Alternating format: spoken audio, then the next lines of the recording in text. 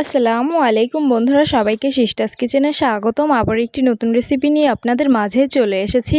আজকে আপনাদের রোয়ালের আচার তৈরি করে দেখাবো, তো সাথেই থাকুন। এখানে আমি অনেকগুলো রোয়াল নিয়েছি, রোয়ালের বুটোগুলো বেছে ফেলে দিয়েছি, এখন ধুয়ে নিয়ে আসবো। পরিমাণ মতন লবণ নিয়ে তারপর রোয়ালের ভিতরে সুন্দরভাবে মেখে নিব। এই তো লবণটা আমি সুন্দরভাবে মেখে নিয়েছি, এখন রোদে শুকাতে দিব।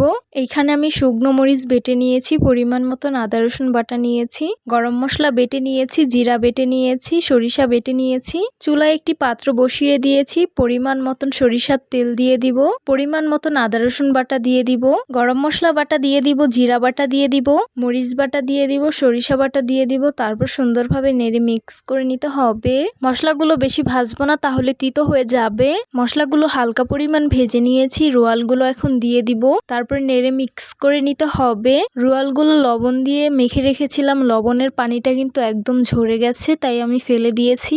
1 চামচ পরিমাণ হলুদ মরিচের গুঁড়ো দিয়ে দিলাম, স্বাদ মতো লবণ দিয়ে দিলাম। যেহেতু পানি ব্যবহার করব না, তাই নাড়ার উপরেই রাখতে হবে, না হলে নিচে লেগে যাবে। রোয়ালগুলো আমি সুন্দরভাবে কষিয়ে নিয়েছি, এখন পরিমাণ মতন চিনি অ্যাড করে দিব।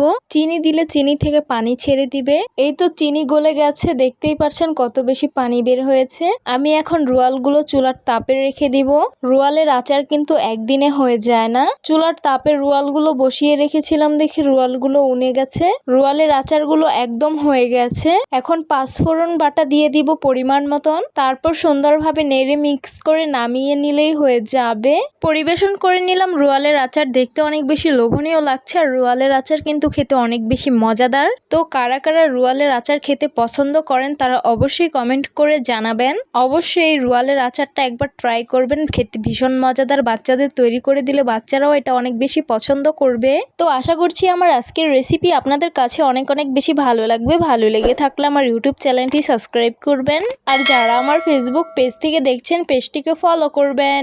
সবাই অনেক বেশি ভালো থাকবেন, সুস্থ থাকবেন, আর সিস্টার্স কিচেনের সাথেই থাকবেন। আবারও কথা হবে কোনো নতুন ভিডিওতে। তাহলে আজকে এই পর্যন্তই। আল্লাহ হাফেজ।